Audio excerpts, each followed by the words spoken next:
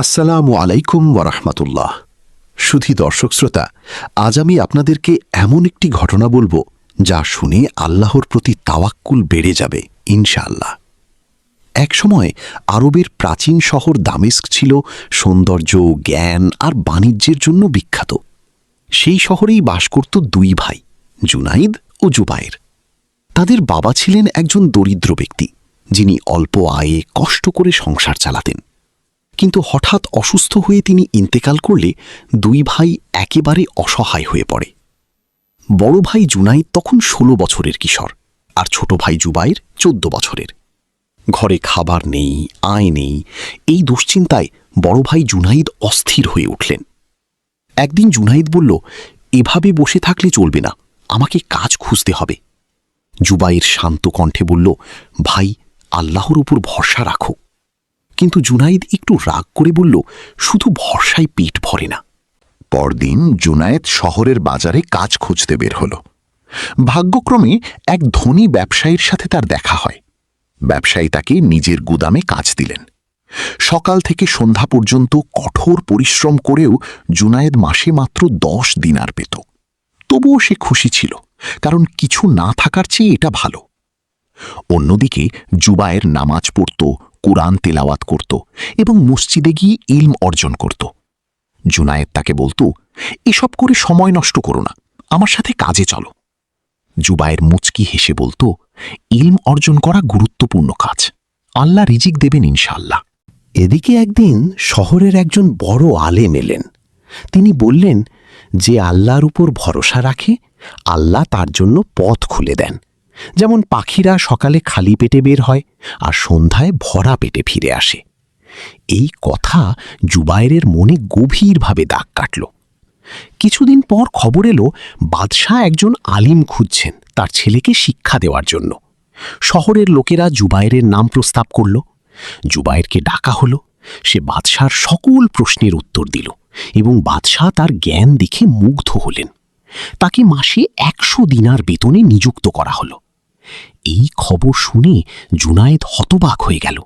সে ভাবল, আমি এত কষ্ট করি আর জুবায়ের এত সহজে এত বড় রিজিক পেয়ে গেল। এই ভাবনা তার মনে দ্বন্দ্ব তৈরি করল। একসময় সে কাজ ছেড়ে দিয়ে শুধু আল্লাহর উপর ভরসা করার সিদ্ধান্ত নিল। কিন্তু কয়েকদিন পরই ঘরে খাবার শেষ হয়ে গেল। তখন জুবায়ের তাকে বলল, ভাই, তাওয়াক্কুল মানে বসে থাকা নয়, চেষ্টা করা আর আল্লাহর উপর ভরসা রাখা। একদিন মসজিদে এক বৃদ্ধ জুনায়েদকে বললেন, প্রথমে উট বাঁধো, তারপর আল্লাহর উপর ভরসা রাখো। এই কথায় জুনায়েদের চোখ খুলে গেল। সে আবার কাজ শুরু করল এবং আগের চেয়ে ভালো বেতনে নতুন কাজ পেল। ধীরে ধীরে তার অবস্থা ভালো হতে লাগল। সততা ও পরিশ্রমের কারণে একসময় সে ব্যবসায়ীর অংশীদার হয়ে গেল। কিন্তু এখানেই তার জীবনে বড় পরীক্ষা এলো, অহংকার।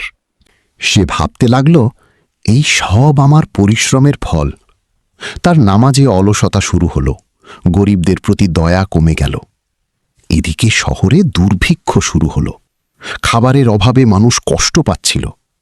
কিন্তু জুনায়েদ ও তার পার্টনার ব্যবসায়ী মিলে শস্য জমা করে দাম বাড়ার অপেক্ষা করতে লাগল। জুবায়ের তাকে বারবার সতর্ক করল, ভাই, এটা অন্যায়, মানুষ না খেয়ে মরছে আর তুমি শস্য জমা করে অধিক মুনাফার কথা ভাবছ। কিন্তু জুনায়েদ তার কথা শুনল না। অবশেষে এক রাতে প্রবল ঝড় ও বন্যায় তাদের গুদামের সব শস্য নষ্ট হয়ে গেল। মুহূর্তেই সব শেষ হয়ে গেল। জুনায়েদ বুঝতে পারল, এটা তার লোভের ফল। সে কান্নায় ভেঙে পড়ল এবং আল্লাহর কাছে তওবা করল। এরপর নতুন করে জীবন শুরু হলো। একদিন সে এক বৃদ্ধাকে সাহায্য করল। সেই ছোট্ট ভালো কাজের বদলে আল্লাহর ইচ্ছায় সে একটি কাফেলায় কাজ পেল, ভালো বেতন পেল। সেখানে সে সততা ও সাহসিকতার পরিচয় দিল। ডাকাতদের হাত থেকে কাফেলাকে রক্ষা করল। তার জীবন পুরো বদলে গেল। এখন সে বুঝল, রিজিক আল্লাহ দেন, কিন্তু চেষ্টা করতে হয়। অহংকার ধ্বংস ডেকে আনে, আর নম্রতা ও দান জীবনে বরকত বয়ে আনে। অন্যদিকে জুবায়ের একজন সম্মানিত আলেম হয়ে উঠল। দুই ভাই একসাথে গরিবদের সাহায্য করত, মানুষকে দিন শিক্ষা দিত। একদিন সেই বৃদ্ধের সাথে আবার দেখা হলো, যিনি জুনায়েদকে তাওয়াক্কুলের শিক্ষা দিয়েছিলেন। তিনি বললেন, তোমার জীবনের প্রতিটি পরিবর্তন আল্লাহর পরিকল্পনা। মনে রাখবা, ছোট একটি নেক কাজও বড় ফল বয়ে আনে। জুনায়েদ চোখে পানি নিয়ে বলল, আমি সব শিখেছি কষ্টের মাধ্যমে, কিন্তু আল্লাহ আমাকে আবার সুযোগ দিয়েছেন, আলহামদুলিল্লাহ। শেষ পর্যন্ত দুই ভাইয়ের জীবন হয়ে উঠল মানুষের জন্য উদাহরণ। তারা সবাইকে শেখাত, রিজিক আল্লাহর হাতে, কিন্তু চেষ্টা করা জরুরি। অহংকার মানুষকে ধ্বংস করে, আর নম্রতা মানুষকে উন্নত করে। গরিবদের সাহায্য করলে আল্লাহ বরকত দেন। আর সত্যিকার তাওয়াক্কুল মানে চেষ্টা করা ও তারপর আল্লাহর উপর ভরসা রাখা। প্রিয় শ্রোতা, আশা করি এই গল্পটি আপনাদের ভালো লেগেছে। যদি গল্পটি পছন্দ হয়ে থাকে তাহলে একটা লাইক দিন এবং কমেন্টে জানান গল্পটি কেমন লাগলো। এমনই মন ছুঁয়ে যাওয়া গল্প শুনতে চাইলে চ্যানেলটি সাবস্ক্রাইব করুন। আল্লাহ আমাদের সবাইকে হিদায়েত দিন এবং হালাল রিজিক দান করুন। আমিন।